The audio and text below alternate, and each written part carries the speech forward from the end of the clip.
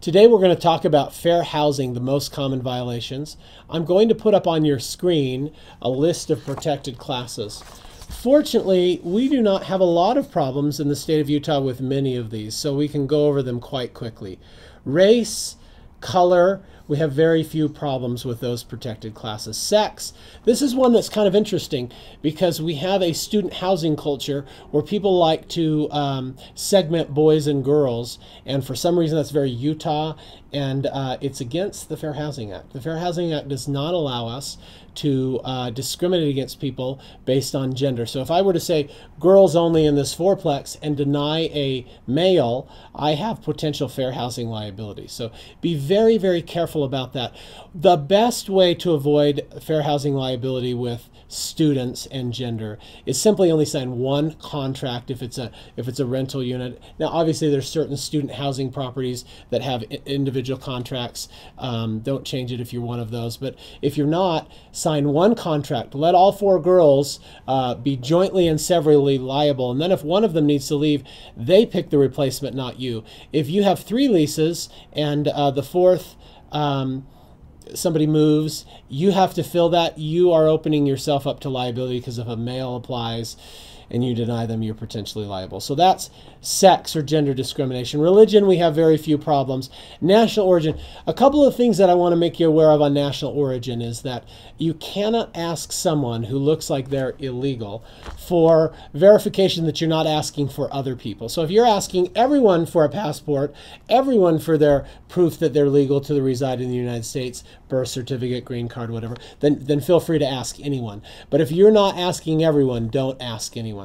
The second thing that is common on national origin discrimination is that people say, I want to have a tenant that communicates in English, so I want to have a policy only people that speak English can rent here. That would be discriminatory, so be careful about that. Now, the biggest problem areas are disability and familial status. And so let's go over disability. We have another segment that talks specifically about dealing with accommodations, modifications, service animals. But remember here, someone with a disability is entitled to ask for a reasonable accommodation or a reasonable modification, and you must make those. The accommodation is not at any expense, and so you don't charge them anything additional. No additional pet fees, no additional pet deposits, no higher pet rent.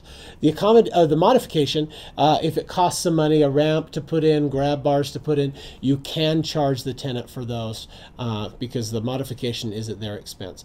Be very, very careful on these. If you have any questions whatsoever, you need to call the apartment association or call HUD and talk it through. The last one is familial status. Now we have some interesting culture in our state of Utah about families. We value families, and yet landlords sometimes think that families are going to damage their property, that there'll be major wear and tear from lots of children or lots of people living there. And we need to be careful. It is okay to set occupancy standards. Occupancy standards, according to HUD, the government, can be 2 per bedroom if there's families. So if you have a 5-bedroom, you could limit it to 10. But you can't say a family of 8 is too many in a 5-bedroom home. That would be discriminatory. The other thing to be careful about with familial status is steering. If you had an up and down duplex, for instance, don't say no families on the upstairs. That's steering. If you had an apartment complex with multiple buildings, don't say families only in the building over by the playground and singles in the building by the pool. You have to give people a right to live wherever they want to. You can certainly consider their previous record. If they were loud in their last place, you don't have to put them on an upstairs. So judge them based on past performance, not on stereotypes. So those are the 7 federally protected classes. In the state of Utah, we have one called source of income. Source of income means you can't discriminate against people who are receiving government housing assistance from a housing authority, Section 8, something like that. Treat them the same as anyone else. You still can use your rental criteria, but you need to treat them the same.